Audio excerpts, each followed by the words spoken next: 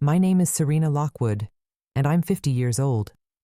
My days were filled with work, family obligations, and a steady stream of what I thought was faith, prayers whispered in the quiet of my home, a weekly seat in church, and a sense of moral superiority that I never thought to question. It wasn't until the night of December 12th, when my heart stopped beating, that I began to understand the truth. I was thrust into an experience so terrifying, so revealing, that it shattered everything I thought I knew about faith, morality, and what happens after we die. In those moments, I saw why people over 50, like me, are sent to hell, and what it truly means to be given a second chance. It started on December 12th evening. I had just finished dinner and was cleaning up the kitchen, the hum of the dishwasher blending with the faint buzz of the TV in the living room. My husband was engrossed in the news, and the house had the kind of calm familiarity I'd grown used to. Then it hit me, a sharp, searing pain in my chest that stopped me in my tracks. My vision blurred, and the world around me seemed to tilt. I gripped the counter for support, my breath coming in shallow, panicked gasps. The room spun, and I collapsed to the floor. I could hear my husband's voice faintly, shouting my name, but it felt like it was coming from a great distance. My body felt heavy, like I was being pulled downward, while my mind began to detach from it all. Then everything went dark. But the darkness wasn't empty. It was alive. A deep, pulsating void surrounded me, and the silence was so profound it felt like a crushing weight. Suddenly, a pinprick of light appeared, growing larger and pulling me toward it with an irresistible force. At that moment, I realized I wasn't in my body anymore. Something extraordinary and terrifying was happening. What I saw next would change everything. As the light pulled me closer, I felt a strange mixture of relief and dread. My body, or whatever part of me existed now, seemed weightless, drifting toward an unknown destination. The light grew blinding, forcing me to shield my eyes. When I finally adjusted, I found myself in a vast, barren landscape. It was nothing like I'd imagined the afterlife to be.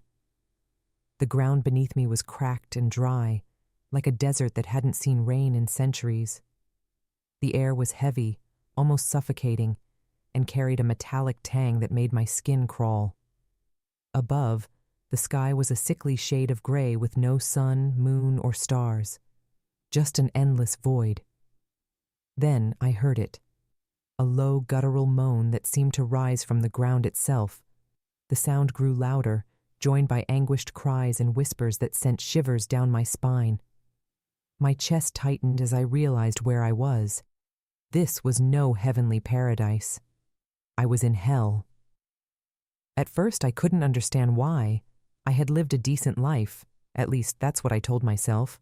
I hadn't murdered anyone, stolen anything, or committed any grievous sins. But the longer I stood there, the more the landscape seemed to react to me. The ground trembled beneath my feet, cracks spreading out in jagged lines. A voice, deep, resonant, and cold, echoed around me. Serena Lockwood, 50 years old, standing at the crossroads of truth and denial. Do you know why you are here? My heart, or whatever I had in this place, pounded wildly. I don't understand, I stammered, my voice trembling. Why am I here? What have I done? The voice didn't answer immediately. Instead, the ground split open in front of me, revealing a swirling abyss of fire and shadows. From the flames emerged figures, people I recognized. The first was my father. He had died when I was in my 20s, and seeing him now, his face twisted with sorrow, was like a punch to the gut. Dad? I whispered, stepping closer. But he didn't respond. Instead, he pointed at me, his eyes filled with a mix of disappointment and pity. Behind him, more figures appeared. Family members, friends, even strangers whose faces I vaguely remembered. One by one, they spoke. Their voices were not their own, but blended into a haunting chorus. They recounted moments from my life, moments I had buried deep, moments I thought didn't matter. The time I ignored a neighbor in need because I was too busy. The harsh words I spoke to my children in anger. the times I turned away from my faith, letting pride and complacency take its place. And then, the final revelation. People over 50 are sent here not for their sins alone, the voice boomed, but for the lies they tell themselves, the lies that keep them from seeking redemption. You thought you were righteous, Serena. You thought age absolved you, that years of routine prayers and good deeds were enough. But what about the hollow part of you?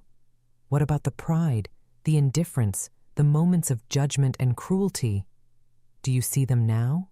Tears streamed down my face as the weight of their words sank in. I had spent years justifying my actions, convincing myself I was doing enough, that I was a good person. But here, in this unrelenting place, there was no hiding from the truth. Every choice, every moment of apathy or arrogance was laid bare. The landscape around me shifted, becoming darker and more oppressive. The cries grew louder, and the faces of those I'd failed to love properly began to fade back into the abyss. Suddenly, I was alone again, standing at the edge of the fiery chasm. The voice spoke once more, softer this time but no less chilling. You were given 50 years, Serena, to learn what it means to truly live, to love without condition, to seek the truth beyond comfort, and to face the darkness within yourself. Do you see now why people over 50 are sent to hell? It is not punishment, it is consequence. A life half-lived leads to an eternity of reckoning. I fell to my knees, overwhelmed by the enormity of my failure. But even in my despair, a flicker of hope stirred within me. Why was I being shown this? Was there still a chance to make things right? And then, the ground began to tremble once more. The trembling grew violent, shaking the very core of the earth beneath me. I could feel the heat from the chasm radiating up through the cracked earth, burning my skin. Panic gripped me as the ground around me cracked open even further, revealing more swirling flames and tortured souls writhing in agony. I closed my eyes, but the horrific sounds and sights refused to fade. But then, amidst the chaos, something unexpected happened. A figure appeared in the distance, tall, ethereal, and glowing with an otherworldly light. It was a woman, but not like any woman I had ever seen. Her face was calm and serene, untouched by the terror that surrounded us. She moved toward me with an almost supernatural grace, her steps barely disturbing the ground. As she neared, the heat of the flames seemed to subside, and the moans of the damned grew softer. She reached out to me, her hand warm and gentle. "Serena," she said softly, her voice a soothing melody amidst the chaos. "You are not beyond redemption." I looked at her, desperate for answers. "Who are you? Why am I here? I don't understand. How can I be saved from this?" Her eyes, deep and knowing, met mine. "You are here because you were blinded by your own certainty. For all your good deeds, for all your prayers and efforts, you were living in the shadow of pride. The truth is, people over 50 are sent to hell not simply for their actions, but for the unacknowledged truths within them, the arrogance of believing they have earned salvation, that they are beyond questioning. It is a silent death of the soul." Her words pierced through me, and I felt the full weight of her message.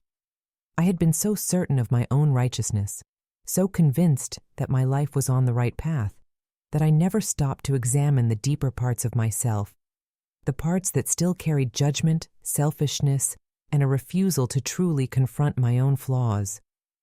As if sensing my turmoil, the woman took my hand and gently led me toward the swirling flames. "What you see here is not the end. It is a place of revelation, a place where souls face their darkness before they can be purified. The flames are not meant to consume you, but to burn away what you are unwilling to let go of. The truth you fear will be your salvation, but only if you have the courage to embrace it." Tears welled up in my eyes as I gazed at the fire, at the faces of those trapped within it. I saw myself in them, in their struggles, in their reluctance to face their truth.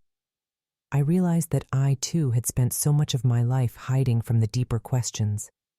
The fear of facing the darkness within had kept me from growing. from seeking the true depth of love, and from truly living. The woman's voice was calm but insistent. The journey is not over, Serena. This is where you must face the ultimate choice, whether you will remain in this place of despair or rise from it, transformed. There is no escaping the truth, but through it, you can be reborn. I looked into her eyes, a mixture of fear and hope swirling inside me. The realization hit me like a bolt of lightning. This was not just a punishment, it was an awakening. The souls trapped here, including me, had been given the chance to confront their deepest, most painful truths. But would I have the courage to face them? Would I be able to let go of the pride, the fear, the guilt, and the shame that had kept me from truly living? I want to be free, I whispered, the words trembling in my throat. I want to change. And as I said those words, something incredible happened. The flames began to retreat, their harsh glow softening.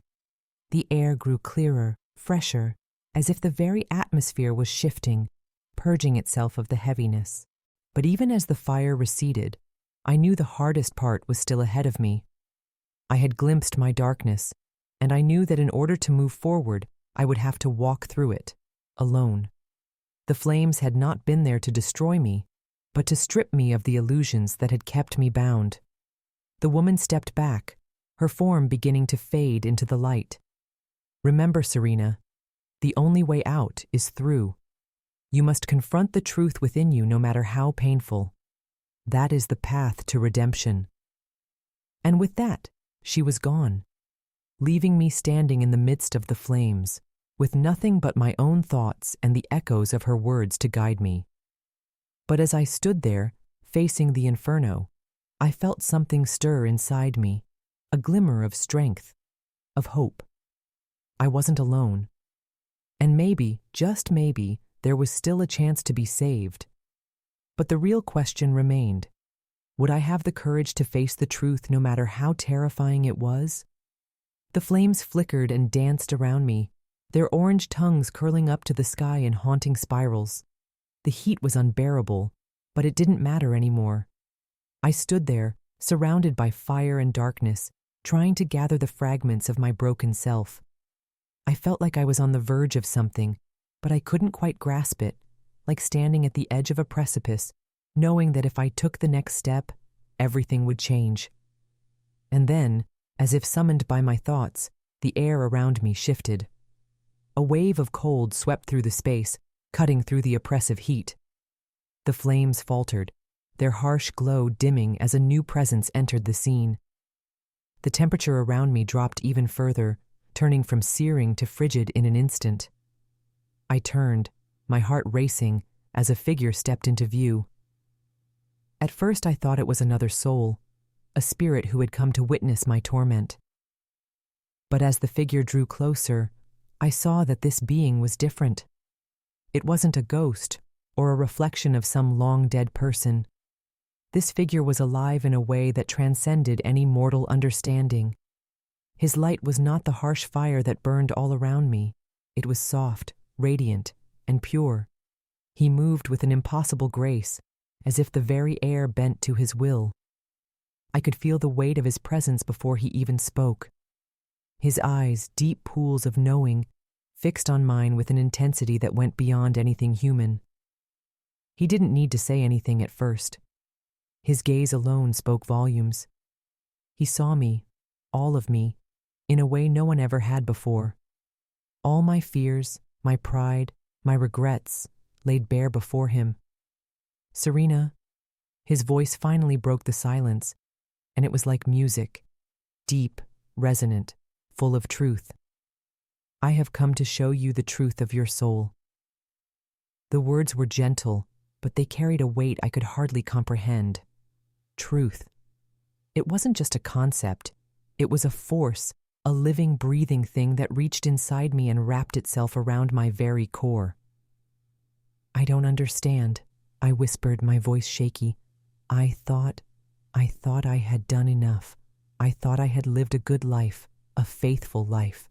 The figure took a step closer, and I instinctively recoiled.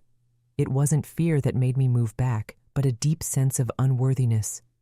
I knew instinctively that I was standing before someone, that was beyond anything I could fathom.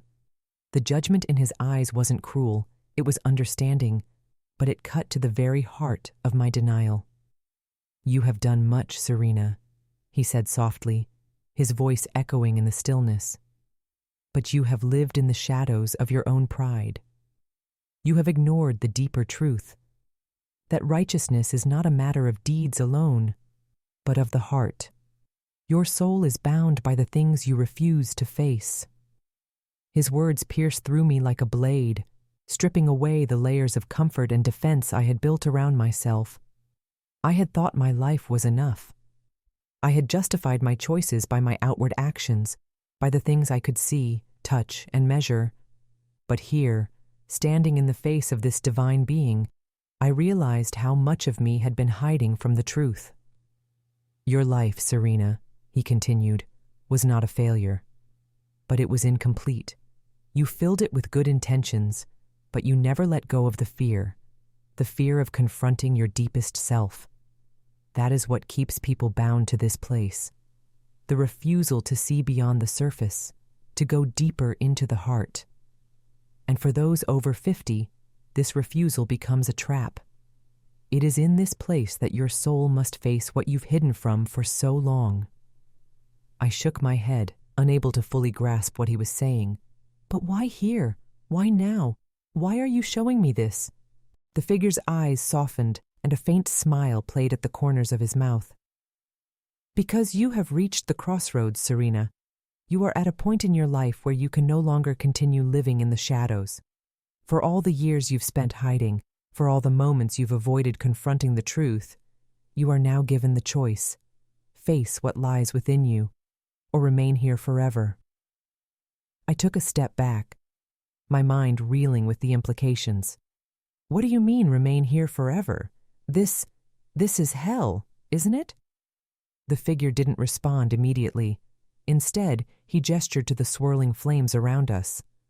"This is not hell as you know it. Hell is not a place. It is a state of being. It is the consequence of denying the truth of who you are. Those who are trapped here are not punished for their actions alone. They are punished for their failure to face the parts of themselves that remain hidden, the parts they refuse to acknowledge." A wave of horror washed over me. "I've been hiding?" I whispered, the weight of those words crashing over me. "From what? What could I have possibly hidden from?" He looked at me with an unwavering gaze. "From the deepest truth of all, that your soul is not bound by the choices of this life alone. It is shaped by your willingness to confront your darkest parts, to confront your mortality, your pride, your regrets, to forgive yourself and others, and to love, not just in the surface ways, but with the deepest sincerity." The words hit me like a thunderclap, reverberating through my chest. I had lived a life of good intentions, yes, but had I truly loved? Had I loved others fully, without judgment or reservation? Had I loved myself with the same compassion I had shown to others? "Face the truth, Serena," the figure said softly, his voice both a plea and a command. "This is the moment where your soul will either be freed or condemned. Your soul is at the edge of transformation, but you must choose. Will you embrace it?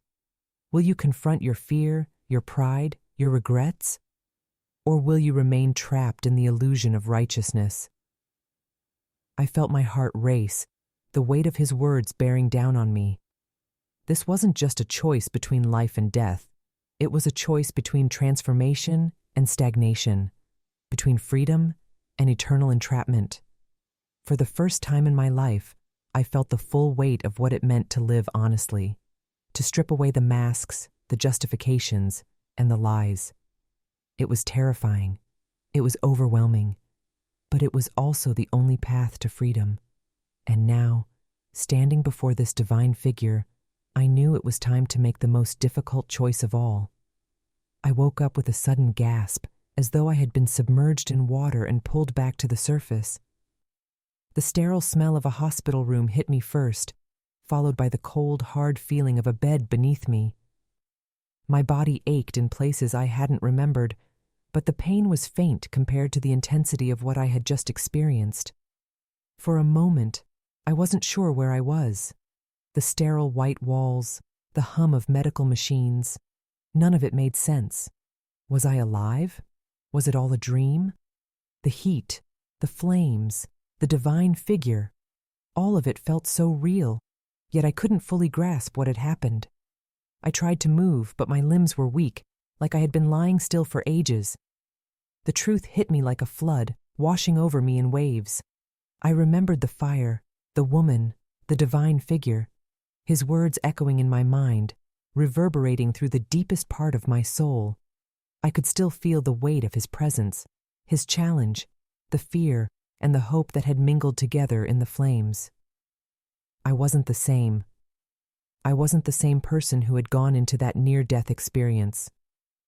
That version of me was gone, burned away, like the layers of my pride, my denial. What remained was something new, something raw and exposed, a version of me that had been forced to confront everything I had hidden from. Tears welled in my eyes as I remembered his words. You are at the crossroads. Will you embrace the truth or remain trapped? For so long I had lived in a world of surface-level righteousness. I had believed that if I did good things, if I followed the rules, I would be fine. But in that place, that terrifying, otherworldly place, I saw the truth. My actions had never been enough if I wasn't willing to face my own heart. If I wasn't willing to see the darkness inside myself and confront it, my soul would remain trapped in the shadows forever. The realization didn't come easily. It wasn't something I could simply dismiss and move on from. I had spent a lifetime hiding behind my own convictions, my own self-righteousness. It was terrifying to think that the very thing I had built my life around, my belief in my own moral certainty, was what had kept me from true transformation. But now I understood. I wasn't free yet, not fully. I had returned to the physical world, yes, but the work of transformation was just beginning. How could I reconcile this new truth with the life I had lived before?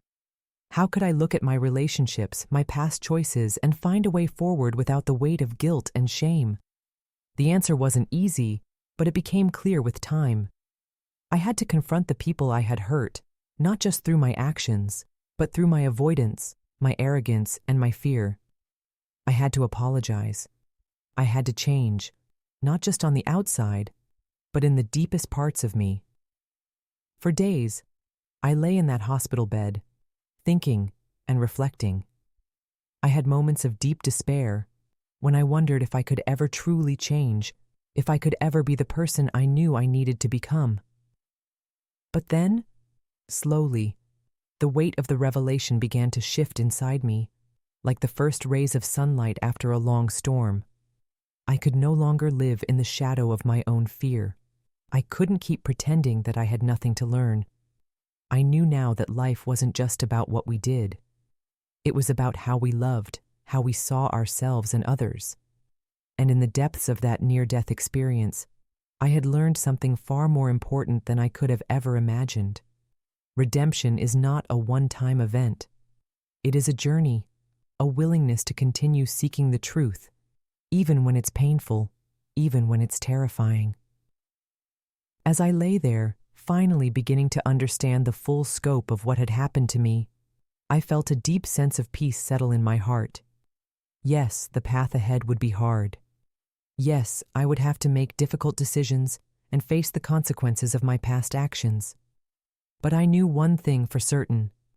I could never go back to the way things were. The person I had been before was gone. I was no longer afraid of the truth. I knew now that the most terrifying thing in life was not facing our darkest fears, but the act of avoiding them. I had faced the fire, and I had emerged from it stronger, more awake to the reality of my own soul. In time, I began to heal, not just physically, but emotionally and spiritually. I reached out to the people I had wronged, I made amends where I could, and I sought forgiveness, not just from others, but from myself. I realized that healing wasn't about making things perfect. It was about being honest, being vulnerable, and being willing to change. As I look back on that moment, the one where everything changed for me, I can see it now in a way I couldn't before.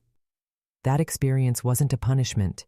It was a gift, a chance to wake up from the numbness that had held me captive for so many years. It was a second chance to live more fully, to love more deeply, and to be true to myself in ways I had never allowed myself to be. And that, I realized, was the true purpose of life: to face the truth, to embrace it, and to transform, so that we might live not just for ourselves, but for each other. Now every day I strive to live with that truth, to confront the darkness within me, to forgive myself and others, and to love without reservation. I know the journey is far from over, but I also know I'm no longer afraid of the path ahead. The fire no longer scares me, because I know now that it was never meant to destroy me. It was meant to purify me,